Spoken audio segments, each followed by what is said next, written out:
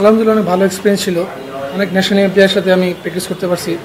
আমার খুব অভিজ্ঞতা হয়েছে এখান থেকে, অনেক কিছু নেওয়ার চেষ্টা করছি এখান থেকে। ন্যাশনাল টিমের পার্থক্য অনেক রকম। ইন্টারন্যাশনাল খেলা, ওদিকে সব ইন্টারন্যাশনাল প্লেয়ার ছিল, বড় বড় প্লেয়ার ছিল।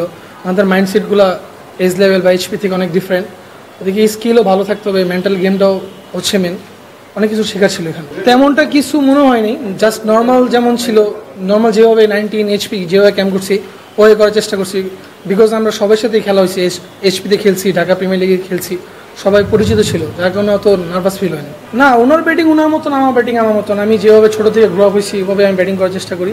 সবাই বলে, বাট আমি চেষ্টা করি আমার মতন ব্যাটিং করার জন্য। আমার আইডল বাংলাদেশে লিটন ভাই, আর ইন্ডিয়াতে মানে ফরেন কান্ট্রিতে রোহিত শর্মা। স্যান্ডেলিনা সো, রূপচর্চায় আভিজাত্য।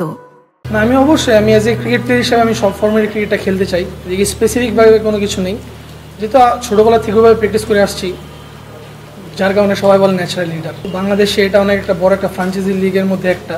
আমি চেষ্টা করবো আমার বেস্টটা খেলার জন্য।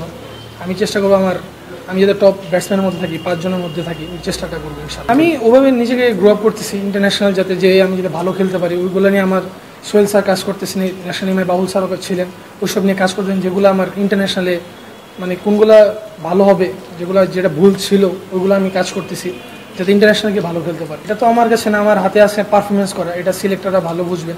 সিলেক্টর যদি মনে করে যে আমি ক্যাপেবল এখন, তাহলে এখন, আর যদি ক্যাপেবল মনে করেন এখন না পরে, তখন পরে। আমার হাতে আছে, আমি পারফরমেন্স করবো। হয়তো বা সিলেক্টর যদি মনে করে যে না ও ক্যাপেবল, তাহলে